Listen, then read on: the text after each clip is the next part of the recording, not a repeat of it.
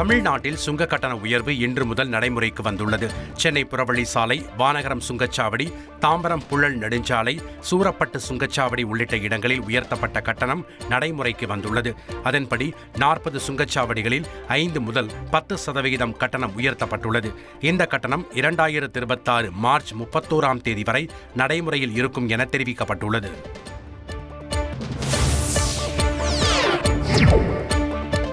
சுங்க கட்டண உயர்வால் தங்களின் வாழ்வாதாரம் கடுமையாக பாதிக்கப்படும் என வாகன ஓட்டிகள் கவலை தெரிவித்திருக்கின்றனர்.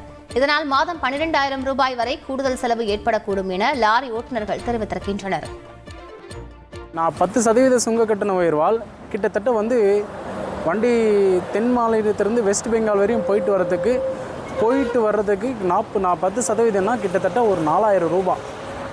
இந்த 4,000 ரூபாய் நம்ம மதிப்பீடு போனோம்னா ஒரு மாதத்தில் ஒரு 2 நடை போகிற வண்டி 3 நடை போகிற வண்டி இருக்குது.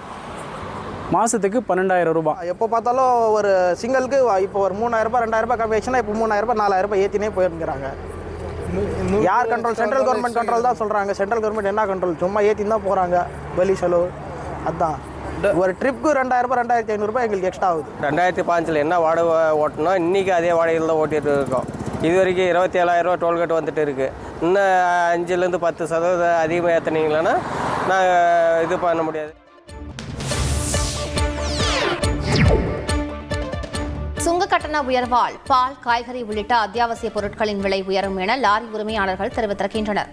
மேலும் கட்டுமான பொருட்களின் விலையும் உயரும் என்பதால் பாமர மக்கள் கடுமையாக பாதிக்கப்படுவார்கள் என லாரி உரிமையாளர்கள் கூறுகின்றனர். ஆல்ரெடி டீசல் ரேட் ஏற்றிட்டாங்க, ஸ்பேர் பார்ட்ஸ் ரேட் ஏற்றிட்டாங்க, எல்லா விலைவாசியும் ஏறியாச்சு. இதனால் நாங்கள் ஆல்ரெடி வாடகை இன்க்ரீஸ் பண்ணி தான் கொடுத்துட்ருக்கோம். இதனால் பப்ளிக் நிறைய பாதிக்கப்படுறாங்க. அகெயின் இப்போ டோல்கேட் ரேட்டை ஏற்றுறதுனால நாங்கள் இன்னும் வாடகை அதிகப்படியாக்க வேண்டிய சூழ்நிலை உருவாகுது. இதனால் மறுபடியும் பப்ளிக் தான் பாதிக்கப்படுறாங்க. இந்த டோல்கேட் விலையினால் இந்த பால், காய்கறிலாம் விலை உயரக்கூடும். இதனால் பாமர மக்கள்லாம் நிறைய பாதிப்பாங்க. கட்டுமான பொருட்கள் எல்லா விலையும் உயரக்கூடும். இதனால் இந்த டோல்கேட்